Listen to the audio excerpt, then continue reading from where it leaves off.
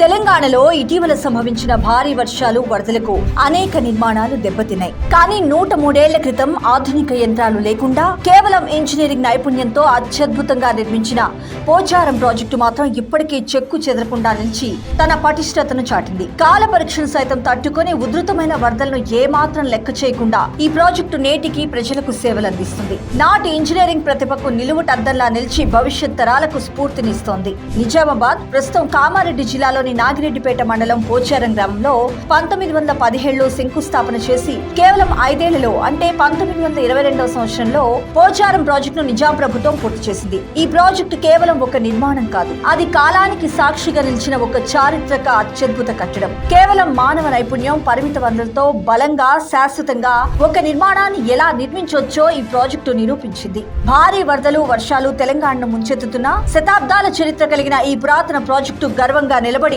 తన పటిష్టతను ప్రపంచానికి చాటి చెప్పింది. ప్రతి రాయి, ప్రతి ఇటుక అప్పటి నిర్మాణ కౌశలానికి నిలువుటద్దంలా నిలిచి ప్రకృతి విపత్తులను ధైర్యంగా ఎదుర్కొని తమ ఘనతను తెలిపాయి. అదే సమయంలో గత బీఆర్ఎస్ ప్రభుత్వం 1,00,000 కోట్లు ఖర్చు చేసి నిర్మించిన కాళేశ్వరం ప్రాజెక్టు కొద్ది కాలానికే కుంగిపోవటం దాని నాణ్యతను ప్రశ్నిస్తుంది. 103 ఏళ్ల పాత ప్రాజెక్టు వరదలను తట్టుకొని నిలబడ్డ వేళ కొత్తగా కట్టిన కాళేశ్వరం ఇంత త్వరగా దెబ్బతింటం దీని నిర్మాణంలో జరిగిన అవినీతిని తెలియజేస్తుంది. బీఆర్ఎస్ నిరంకుశ పాలనకు అద్దం పడుతుంది.